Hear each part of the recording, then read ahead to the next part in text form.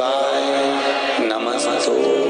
हमने मूंग क्यों चढ़वाई 31 दाना, तो उसका वर्णन शास्त्र आनंद में कर रहा है साहब। हमने नंदी पर 31 मूंग क्यों चढ़ाया कि शंभो मेरे हृदय की बात को याद रखना भोलेनाथ, मेरे नंदीश्वर भगवान, मेरे चित्त में जो मन में चल रहा है इसको लक्ष्य तक पहुंचाना, और आप ही हो जो शंकर को मेरे दरवाजे तक लेकर आ सकते हो, इसलिए मूंग चढ़ाओ।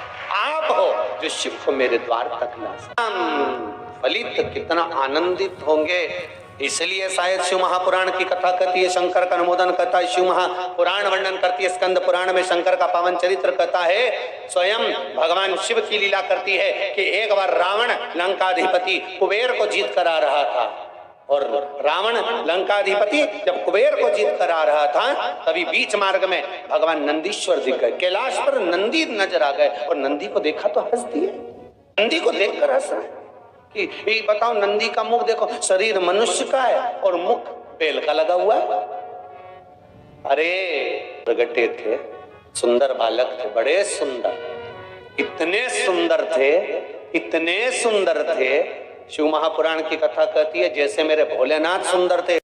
गणेश जी की प्रियता है दुर्वा। क्या प्रियता है? दुर्वा। कितनी दुर्वा गणेश जी को समर्पित करी जाती है? मात्र 5। कितनी? आज के जमाने में लोग गट्ठा बनाकर चढ़ा दें, वो अपनी जगह पर है। 5 दुर्वा पंचम इंद्रियों को वश में करने के लिए, और भगवान के 5 जो स्वरूप हैं उनको अपने भीतर उतारने के लिए 5 दुर्वा। और दुर्वा में भी 3 गांठ। जब दुर्वा समर्पित करी जाती है तो उसमें नीचे दुर्वा की डंडी पर गांठ रहती है, 3 छोटी छोटी गांठें होना चाहिए।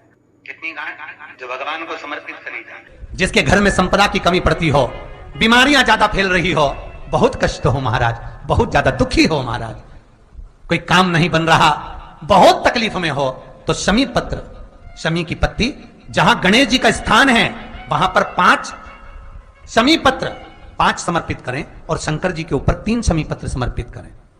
बहुत ध्यान देना, 5 शमी पत्र जहां गणेश जी का स्थान है शिवलिंग में वहां समर्पित करें, 3 शमी पत्र शिवलिंग के ऊपर समर्पित करें।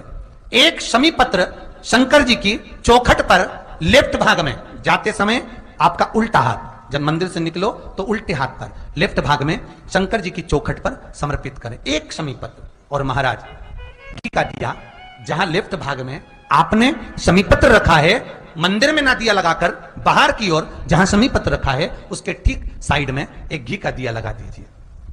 केवल गणेश चतुर्थी से लेकर अनंत चतुर्दशी तक गणेश पुराण कहती है भगवान गणेश जी का, मोर ध्वज का, मयूर ध्वज गणेश का नाम लेकर जो ये दीप शमी पत्र चढ़ा देता है, उसके घर से कभी रिद्धि सिद्धि नहीं जाती, वैभव प्रतिष्ठा नहीं जाती।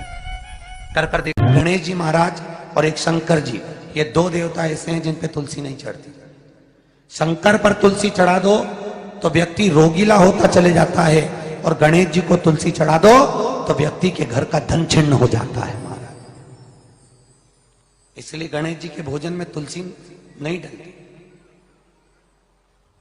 क्योंकि वृंदा देवी ने भगवान शंकर के पुत्र विनायक को देखकर विवाह का प्रस्ताव रखा था, पर गणेश जी महाराज ने कह दिया और तुमने तुलसा भी डाली, तो दोष लगा कि नहीं लगा? अरे बोलो तो लगा? नहीं लगा। क्यों नहीं लगा? अगर थाली को अंदर से लेकर आए, पुष्टि मार्ग का नियम, जब ठाकुर जी के सामने 56 भोग, कुनवाड़ा, अन्नकूट लग जाता है, लगने के पहले उसको जब लेकर आते हैं रसोई घर से, भोजनशाला से, तो उसमें तुलसी डाल के नहीं लाते। अगर रसोई घर से भोजन में तुलसी डलकर अगर ठाकुर जी के सामने वो थाली रखी, तो ये पक्का है वो थाली ठाकुर जी नहीं जीमेंगे, क्योंकि उसमें तुलसी रखी हुई आई है। हाँ, जब ठाकुर जी के सामने थाली रखा गई और तुमने थाली रखने के बाद में मंदिर के सामने बैठ के फिर तुलसी डाली, तो ठाकुर जी उसको स्वीकार कर लेते हैं। क्यों? क्योंकि 33 करोड़ देवी देवता एक जगह पर विराजमान हैं। जब हम थाली रखते हैं प्रथम देव उस भाग को ग्रहण कर ले। जब तक तुलसी डालते हैं प्रथम देव अपनी दृष्टि हटा लेते हैं। समय होता है, एक टाइम होता है, एक पल होता है, एक घड़ी होती है कि गणेश जी महाराज हमारे घर में आ गए।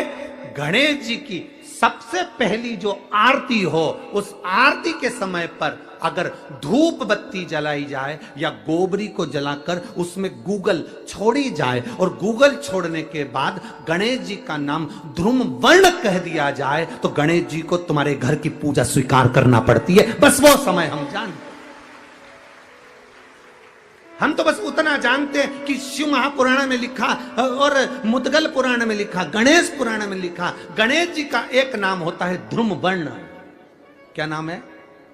ध्रुम वर्ण गणेश जी का एक नाम होता है। जब हम धूप जलाकर और धूप लगाने के बाद में गणेश जी की सबसे पहली आरती करने के पहले अगर हम सबसे पहली आरती गणेश जी की कर रहे हो, अपने घर में स्थापना कर रहे हो, बिठा रहे हो और तुम चाहते हो कि गणेश जी मेरे घर में आके मेरी पूजा को स्वीकार करें और जो मांगू मेरा गणेश मुझे दे 10 दिन के अंदर, तो पहला नाम लेकर पुकार लेना ध्रुम वर्ण विनायक, बैठो, बस काम हो गया। वो फिर ही होकर आता। सुंदर जोड़ी थी शंकर और पार्वती की, सही है कि गलत है? कभी नहीं झगड़ते थे। इसलिए पृथ्वी पर ना तो लक्ष्मी जी के व्रत हैं, ना ब्रह्माणी के व्रत हैं, ना इंद्राणी के व्रत हैं। अगर पूरी पृथ्वी पर सबसे ज्यादा व्रत किसके हैं? माता पार्वती। तीज का व्रत किसका? पार्वती का। चतुर्थी का व्रत किसका? पार्वती का। चौथ का व्रत किसका? पार्वती का। छठ का व्रत किसका? पार्वती का। जितने व्रत है सब माता पार्वती। गणेश जी मैया को प्रसन्न करने के लिए 8 रूप में धारण करते हैं। 8 रूप भगवान गणेश जी ने धारण किए। एक मयूरेश्वर गणेश, दूसरा सिद्धि विनायक, तीसरा बल्लालेश्वर, फिर वरद विनायक, फिर चिंतामणि, फिर गिरजात्मज, फिर भगवान गणेश विघ्नेश्वर अष्ट विनायक, फिर महागणपति। ऐसे गणेश जी के 8 नाम हुए। उस समय तिजोरी के अंदर जो गणेश की प्रतिमा रखी जाती है, किस नाम से रखी जाती है? तो तिजोरी में हम जो गणेश की प्रतिमा रखते हैं वो वरद विनायक के नाम से रखते हैं। कौन सा गणेश? वरद। वरद विनायक के नाम से तिजोरी में गणेश रखते हैं। और वरद विनायक के नाम से गणेश जी तिजोरी में रखाते हैं। आपको कथा में कहा था, घर में सीधी सूंड का गणेश और व्यापार व्यवसाय ऑफिस में उल्टी सूंड का गणेश होना चाहिए। वरद विनायक को तिजोरी में। जब मकान का गृह प्रवेश होता है तो गणेश जी की पूजन जो दरवाजे पर करी जाती है उसे सिद्धि विनायक गणेश कहते हैं। कौन सा गणेश? सिद्धि विनायक। जब हम घर में शुभ कार्य हो, बंदरवाल लगाएं, कोई दरवाजे पर शुभ लाभ लगाएं या स्वस्तिक बनाएं या माताएं दरवाजे पर रंगोली डाले, तो उसी समय पर सिद्धि विनायक के नाम से रंगोली डालना चाहिए। तो घर में लक्ष्मी बढ़ती है, सिद्धता बढ़ती है। याद रखिए, कभी भी गणेश जी को, मिट्टी के गणेश जी लाते हो भादो महीने में, तो विसर्जन करो तो विसर्जन के समय पर 2 बिंदी, एक कंकु की एक हल्दी की, दीवार पर जरूर लगा देना चाहिए। क्यों? क्योंकि गणेश जी हमारे यहाँ आते हैं तो रिद्धि सिद्धि के साथ आते हैं, पर जब गणेश जी जाते हैं अगर हम बिंदी नहीं लगाते हैं तो गणेश जी अपनी रिद्धि सिद्धि को साथ में लेकर चले जाते हैं। पति के साथ पत्नी वापिस चली जाती है। जब हम बिंदी लगाते हैं तो उसका मतलब होता है कि हमारे घर की बहू हमारे घर में रहे, बेटा भले भ्रमण के लिए जाए। तो गणेश जी जाते हैं, रिद्धि सिद्धि घर में रह जाती है। इसलिए रिद्धि सिद्धि को घर में रखने के लिए 2 बिंदी लगाना चाहिए, एक कुंकू की, एक हल्दी। रिद्धि सिद्धि। गणेश जी की प्रियता है दुर्वा। क्या प्रियता है? दुर्वा। कितनी दुर्वा गणेश जी को समर्पित करी जाती है? मात्र 5। कितनी? आज के जमाने में लोग गट्ठा बनाकर चढ़ा दें, वो अपनी जगह पर 5 दुर्वा पंचम इंद्रियों को वश में करने के लिए और भगवान के 5 जो स्वरूप हैं उनको अपने भीतर उतारने के लिए पंच दुर्वा। और दुर्वा में भी 3 गांठ। जब दुर्वा समर्पित करी जाती है तो उसमें नीचे दुर्वा की डंडी पर गांठ रहती है, 3 छोटी छोटी गांठें होना चाहिए। चतुर्थी का जो व्रत करने वाली होती हैं, जो चतुर्थी का पूजन करने वाली होती हैं, उनके भीतर का एक भाव होता है कि जैसे ही शाम का समय आए चंद्रदेव का पूजन करें, चंद्र जब प्रकट हो जाए, कलश भर लिया, उसके नीचे आखा दाना रख दिया, चावल गेहूं जो भी आप रखते हो पूजन के लिए, ऊपर पात्र आदि रख दिया जलाशय, फिर अपन ने घी का दिया लगाकर पूजन भी कर ली। तो जो चतुर्थी का पूजन करने वाली होती हैं, जो चतुर्थी का नियम व्रत धारण करने वाली होती हैं, बड़ी बड़ी चतुर्थियां करती हैं या उसका नियम धारण करती हैं, तो चतुर्थी का जो पूजन करती है वो किस चीज के लिए होता है? केवल संतान, पुत्र, परिवार, हमारा कुटुंब, हम जिस कुल में हैं, हमारा कुल वैभव की ओर बढ़े, संपदा की ओर बढ़े और उसकी आयु बढ़े, उसकी आयु बढ़े, वैभव बढ़े। बहुत ध्यान दीजिएगा महाराज, चतुर्थी की पूजन में जो आप आखा दाना रखते हो, गेहूं वगैरह कुछ भी जो रखते हो, उसकी बड़ी महत्वता होती है महाराज। यहां तक कहा गया है, चतुर्थी की कथा तो आप लोग पढ़ते होंगे, जो लोग पढ़ते हैं उनको मालूम होगा, चतुर्थी की कथा में लिखा है, चौथ माता के व्रत में वर्णन किया गया है कि वो आखा दाना जो रखा जाता है, मान लो कोई जरूरी काम होता है तभी आखा दाना को रखा जाता है, संभाल के रखते हैं कि हम इस काम के लिए जा रहे हैं और हमारा ये कार्य सफल होना चाहिए। तो जिसने चतुर्थी का व्रत करा है, जिसने चंद्रदेव का पूजन करा, चतुर्थी का व्रत करा, वो गणेश जी से विनती करके वहां से 2-4 आखा दाना उठा ले और जो व्यक्ति का काम अटक रहा है अपने ही घर का, पर दूसरे कुल को नहीं देना, अपने ही कुल के अंतर्गत जो काम अटक रहा है उसकी जेब में, उसके पल्लू में उस चीज को रख दिया जाए। तो चतुर्थी जो अगली आती है, जैसे आप महीने की करते हो तो महीने की, और आप जैसे करते हो कि 4 अलग बड़ी बड़ी चतुर्थी करते हो तो उसके अनुसार आपका कार्य सिद्ध होता ही है। उस आखे दाने का इतना महत्व होता है क्योंकि चतुर्थी का व्रत करने वाली माता जब व्रत करती है तो स्वयं चतुर्थी की कथा में लिखा हुआ है कि पार्वती जी गणेश जी से चतुर्थी की कथा बचवाती। चतुर्थी की कथा बाची किसने थी? स्वयं गणेश जी महाराज ने। और सुनी किसने थी? माता पार्वती। बाचने वाले गणेश जी थे, सुनने वाली माता पार्वती थी। तो चतुर्थी की कथा जब होती है तो उसको स्वयं गणेश जी बाच रहे हैं। तो व्रत कौन सुन रही है? माता पार्वती। और आपने जो आखा दाना लिया वो गणेश जी के भाव से लिया, गणेश जी से निवेदन करके, विनय करके, प्रार्थना कर उसको प्राप्त किया। जितने आस्था चैनल पर कथा सुन रहे हो, जितने फेसबुक और यूट्यूब पर सुन रहे हो, और जितने इस छत्तीसगढ़ की पावन धरा पर बैठकर सुन रहे हो, बहुत सावधानी से सुनना। एक छोटा सा कपूर का टुकड़ा जब आरती में जलाया जाता है तो ये कपूर क्यों जलाते हैं? इस कपूर का महत्व क्या है? इस कपूर का कारण क्या है? ये कपूर है कौन जिसको हम आरती में जलाते हैं? क्या जरूरत है इस कपूर को आरती में जलाने की? क्या जरूरत है इसको यज्ञशाला में जलाने की? क्या जरूरत है इस कपूर को पूजन में जलाने की? स्वयं गुरु बाबा कहते हैं, यदि कोई आरती में, पूजन में, घर में एक कपूर का टुकड़ा आरती के बाद में जब समर्पित करेगा तो उसको अश्वमेध यज्ञ का पुण्य प्राप्त हो जाएगा। अश्वमेध यज्ञ के पुण्य को पाने के लिए कपूर का टुकड़ा आज भी आरती में जलाया जाए।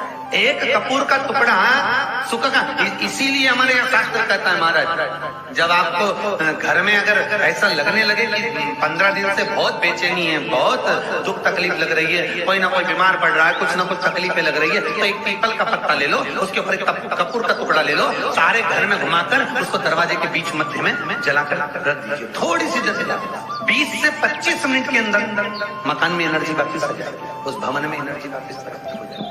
20 से 25 मिनट के अंदर एनर्जी वापस। लग रहा है कि यहाँ नेगेटिव है तो उसको पॉजिटिव बनाया जा सकता है। रात को 12 बजे शंकर जी के मंदिर में शिवलिंग पर चढ़ी हुई बेलपत्री को उठाकर शंकर मंदिर का शिखर देखकर चबा चबा कर खा लीजिए। आपके पांव के घुटने बदलने की जरूरत नहीं पड़ेगी, ऑपरेशन की जरूरत नहीं पड़ेगी।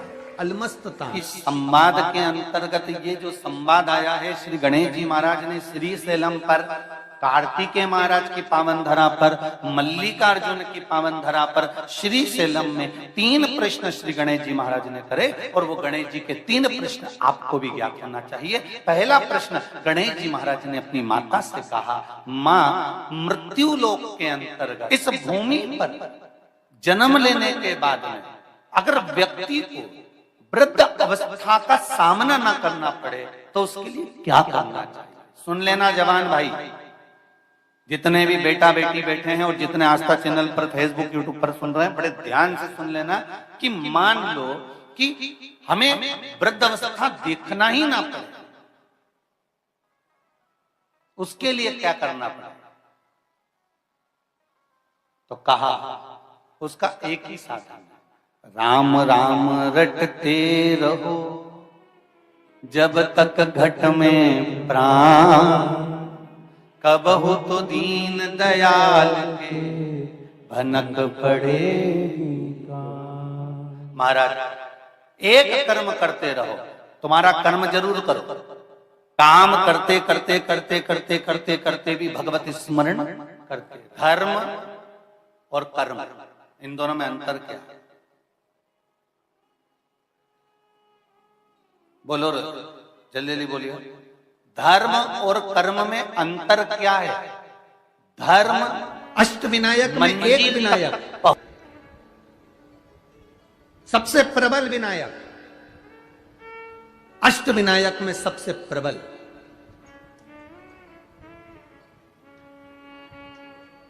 जहां के वृक्ष भी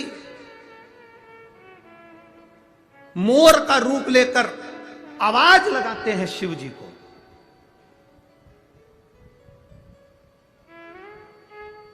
जहां की नदी